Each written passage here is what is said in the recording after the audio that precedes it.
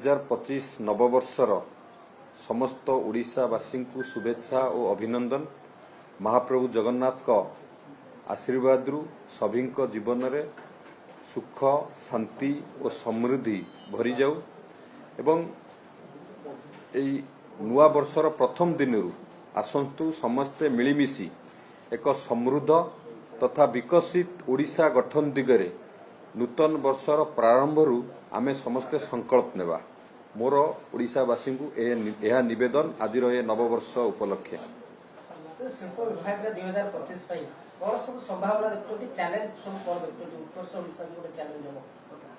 देखंतु नूतन सरकार गठन हला परे निश्चित भाव सरकार प्रति ओडिशावासी आशा आकांक्षा बढ़ी एवं ओडिशार लोक माने जो आशावादी अछंती निश्चित भाव आमे आमर बियॉन्ड लिमिट पर्यंत आमे प्रचेष्टा जारी रखीचु किबळी भाबरे ओडिशा लोकंकर आशा और आकांक्षा को पूरा करिबा पई एवं विशेषकरी जो आगु जो Utkarsh Odisha make in Odisha conclave 2025 आगामी जनवरी 28 एवं 29 तारिख रे होबाकू जाउची। निश्चित भाबरे ओडिशावासींकर जहाँ आशा अच्छी निश्चित भाव से आशा को पूरा करने पई आम सरकार पूर्ण मात्रा रे लगी निश्चित भाव सफल कराइबे।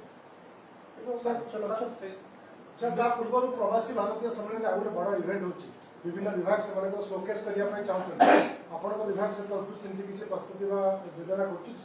देखंतु ए जानुआरी मासरे बहुत गुडे इवेंट हमर ओडिसा रे होबाकू जाउची। हमर आगामी 8, 9, 10 तारिख रे प्रवासी भारतीय दिवस ओडिसा रे होबो। ये निश्चित भाव रे आम पई एक सौभाग्यर कथा। आम ओडिसा रो जहा सब अछि कला संस्कृति आम ओडिसा रो ऐतिह्य आमे समस्त आगे से शोकेस को आमे प्रेजेंट करि परिबा आमको से सुजोग मिली एवं माननीय प्रधानमंत्री भी एथिरे योगदान देबे।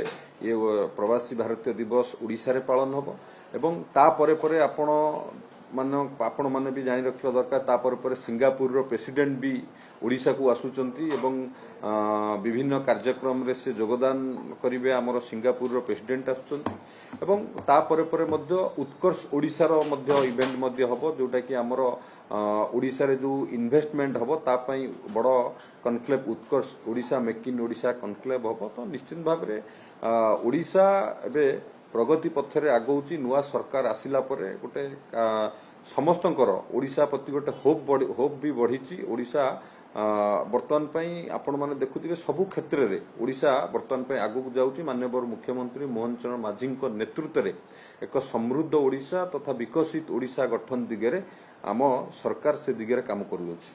देश भीतर देश बाहर रोड शो सरलानी 5 लाख कोटी रो जो निवेश लक्ष्य केते दूर हासिल होई परिबो उत्कर्ष ओडिसा 2025 रे केते दूर आपण गाडी करबी। हमर जो टार्गेट अछि 5 लाख कोटी टंकार पुंजी निवेश करिबा पई 5 लाख कोटी टंकार पुंजी निवेश करिबा पई आपण माने समस्त देखिथिबे। आमे विभिन्न जगह रे रोड शो करिचु। आमे देश भीतर करिचु देश बाहर करचु रोड शो करिचु एवं निवेशक माने भी मन बळैचंती ओडिसा रे निवेश करिबा पई।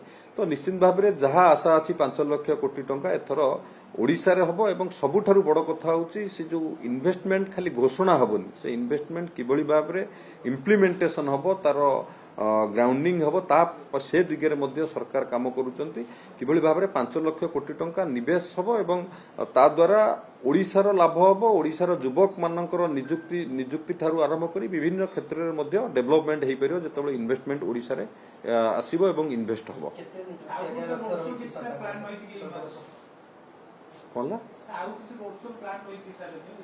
देखो रोड शो रो प्लान तो रही समय भी बहुत माने पाखे आसिलानी किंतु तथापि भी आशा रही आमर जो 5 लाख कोटी टंकार इन्वेस्टमेंट अच्छी से इन्वेस्टमेंट को आमे जो घोषणा आमे लोक ओडिशावासी पाखे माननीय मुख्यमंत्री करछन जे 5 लाख कोटी टंकार पुंजी निवेश हबो सेति पई पूरा ब्लू प्रिंट प्रस्तुत करा जाउची। उत्कर्ष ओडिसा रे घोषणा हबो। राज्य भी रोजगार मेला केंद्र ढांचा करिवो नियुक्ति को केते गुरुत्व इन्वेस्टमेंट आसिले ऑटोमेटिक नियुक्ति संभावना सृष्टि हबो एवं माननीय मुख्यमंत्री ता उपरे फोकस करूचंती जे किभଳି भाबरे अधिक नियुक्ति को इंडस्ट्री आनी परियो। सेति पई आपण माने देखुथिबे विशेष करी टेक्सटाइल हो अपैरल गारमेंट हो ये सब इंडस्ट्री सी बिल्डिंग हो सी प्रिपेयरिंग हो एबे आम सरकार ताकू डाइभरसिफाइड करूची एई सब इंडस्ट्री ऊपर प्राधान्य दिया जाउची किबळी एई सब इंडस्ट्री ओडिशा को आसीबो एवं एई सब इंडस्ट्री ओडिशा को आसिले अधिक रु अधिक नियुक्ति संभावना मध्य सृष्टि होई परिबो। धन्यवाद।